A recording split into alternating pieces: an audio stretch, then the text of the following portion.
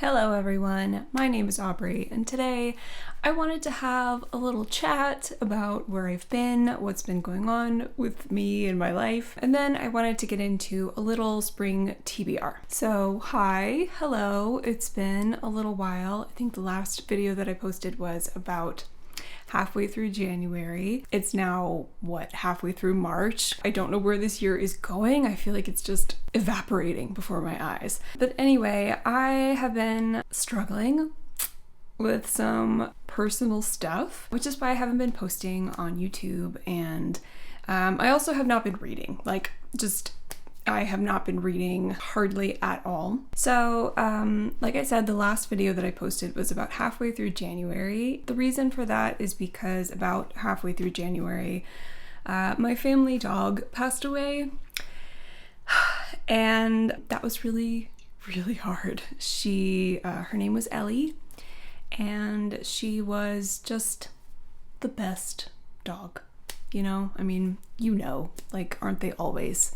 But she really was just like the best dog we ever had, and we've had her since I was a freshman in high school, which was about 16 years ago. So we have had her for a very long time, and she was there all through high school, she was there all through college, she was there when I got my first big girl job and my first apartment, and like all of those milestones, getting engaged, like all those things.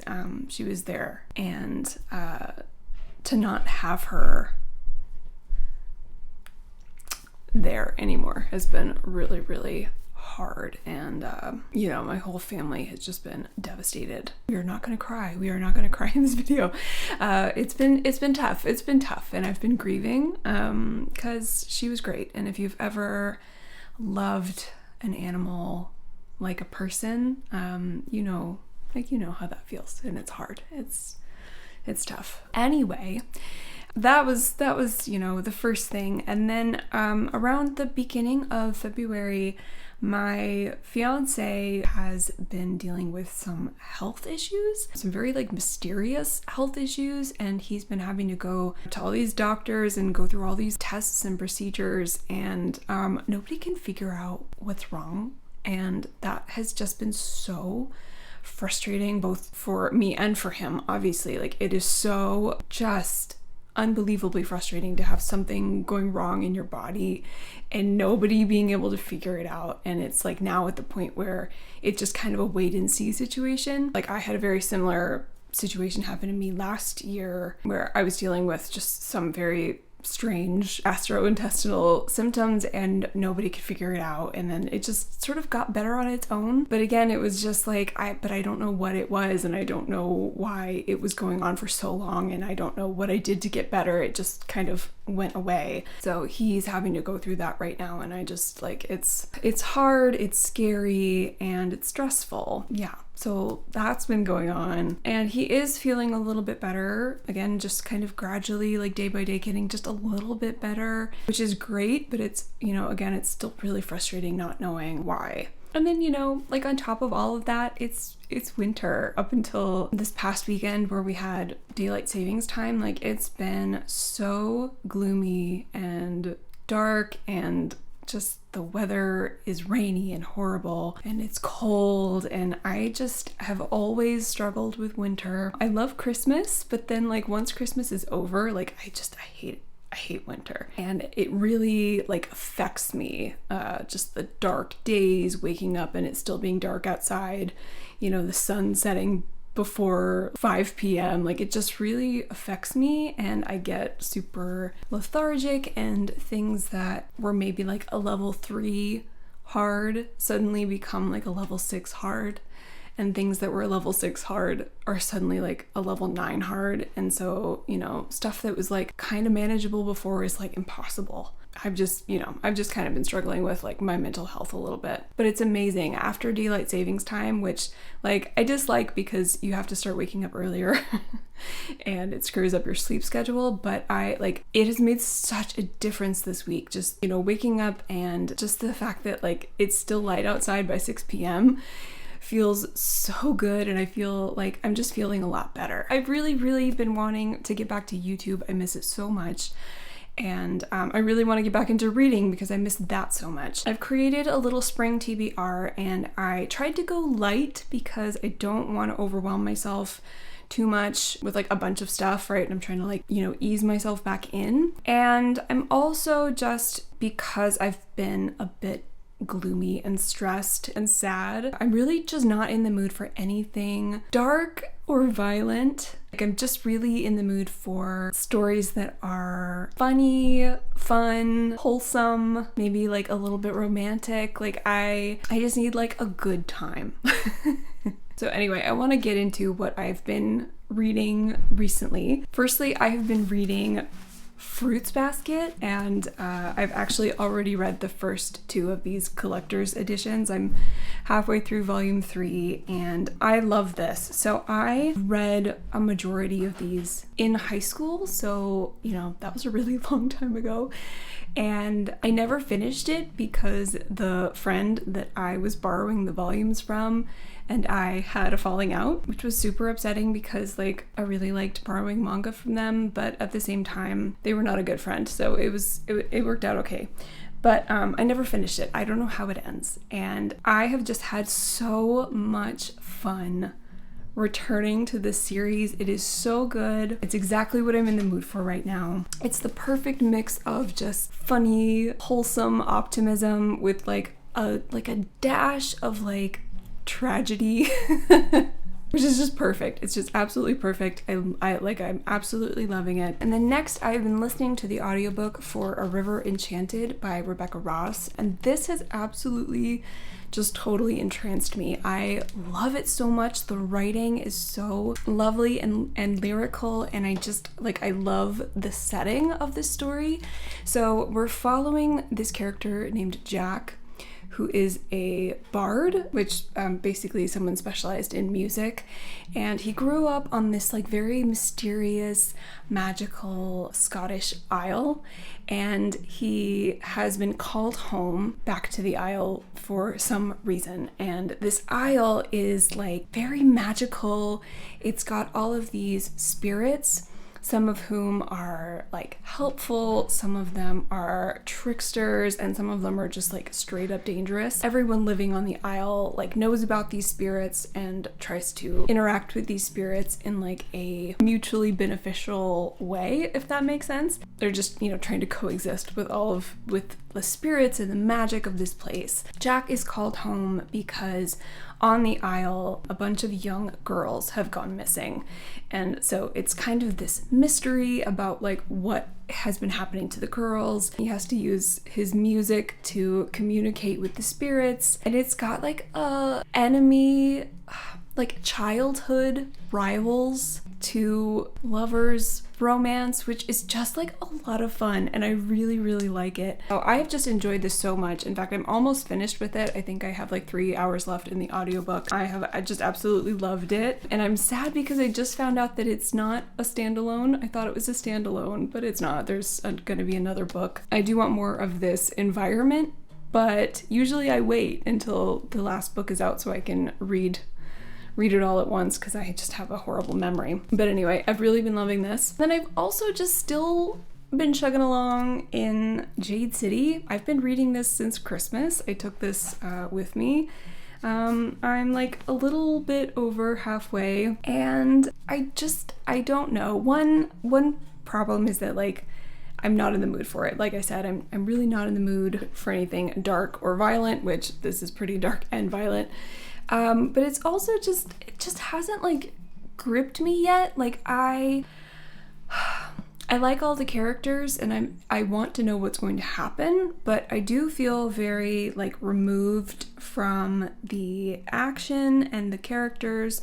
Like I feel like I'm just kind of viewing everything from above, and I don't necessarily feel super involved, and therefore I don't necessarily feel super like connected or invested with any of the characters. Like I think they're all interesting, and I think like the conflict is building, but it's just, I don't know, like I read a chapter and then I'm fine setting it down. Like I just am having a bit of trouble like keeping with it. So if anyone has read this, if you could please let me know if it picks up soon, because like I don't want to set it down for too long because I'm afraid that I won't pick it back up again. Okay, so next let's get into all of the things that I am hoping to read this spring.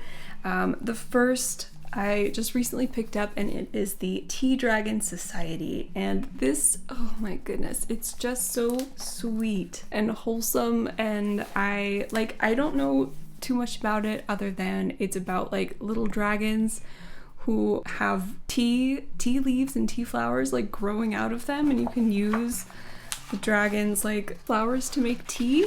In the back it's got like, you know, the Earl Grey dragon, the hibiscus tea dragon, ginger tea dragon, and peppermint tea dragon. And oh my god, I cannot wait to read this. Next I have Howl's Moving Castle by Diana Wynne Jones. I've never read this.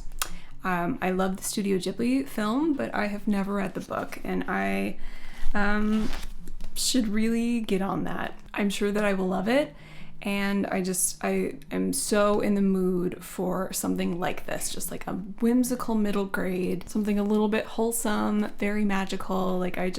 I'm really looking forward to this. And then next I have something that just recently came through my door, and it is The Winter's Curse by Marie Rutowski. And this is the Illumicrate edition. And this is like maybe it's not quite old school YA, but like when I was first getting into BookTube, like this series was pretty popular. I don't hear people talking about it too much anymore, but I have still really wanted to get into it because I know a lot of my favorite like OG booktubers still really love this series, and I just think that right now it could really be what I'm in the mood for. First of all, it looks really short, which sounds great for like getting back into reading, and I don't know too much about what the series is about, but I'm hoping that it's got some romance, and I could be into that right now. And next I have some books that I'm just hoping are going to make me laugh. The first one is All Systems Red by Martha Wells, part of the Murderbot Diaries, and I have just heard such good glowing reviews about this little like novella series.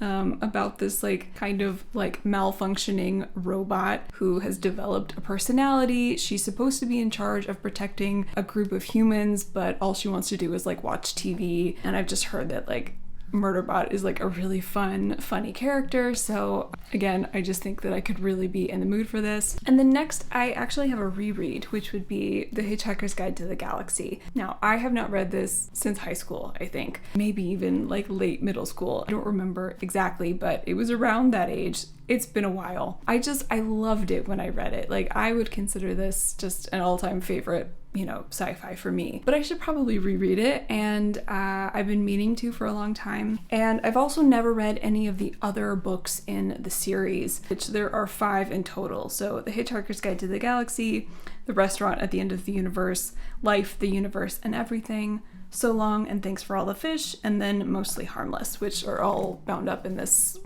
edition. So I genuinely love camp and silliness, and I just like, that's what I need right now. I remember the first book making me laugh so much. Yeah, really hoping to get to this. And then I have Theft of Swords by Michael J. Sullivan.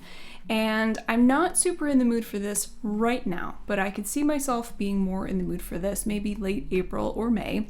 And again, I am feeling inspired to pick this up because I've heard that it's fun, and I think that it's not going to be too dark. I've heard that the relationship between the two main characters is like really good. I guess I'm just hoping there are going to be a lot of jokes and just like it's just like a fun romp. It's like something that doesn't take itself too seriously, you know? So from what I understand of the first book, we're following our 2 main characters, Royce Melbourne and Hadrian Blackwater, and they've been hired to steal this like very famous sword, but it turns out that then they get framed for murder. Of the king, which I'm assuming is like gonna be a big deal and cause a lot of trouble. So I just think this could be a really fun series to get into later this spring. And then lastly, I saw on Scribd that they have all of the live ship trader books on audio. So Ship of Magic, The Mad Ship, and Ship of Destiny. I'm really tempted to just go ahead and get into this series. I'm like I'm really, really hesitant about the Farseer trilogy because I've just heard so many people say that, like, it's slow, it's kind of a slog. And for me, especially right now, like, that is just a no-go. Like, I cannot risk trying to pick up something that's going to put me in another reading slump. So, and I've just heard so much more positive things about the Live Ship Trader trilogy. So I'm kind of, like, really tempted to just jump right into it. I've heard you can totally start there. I'm thinking about trying out the audiobooks and seeing how I like them. And that is it for my spring TBR. Like I said, I was just trying to keep it relatively small, not overwhelm myself too much, and just ease myself back into reading, ease myself into, you know, springtime, which is just my second favorite time of the year, fall being my favorite time of the year, but spring, I love spring. So I am excited. I'm really, really excited about all the books that I've put here on the TBR, and that feels good. So yeah, please let me know what you guys have been reading recently or what you are really excited to read this spring. If you guys have any recommendations for me, please let me know in the comments, because I absolutely love it when you guys give me recommendations. Yeah, let's chat down there, and I will see you guys next time. Bye.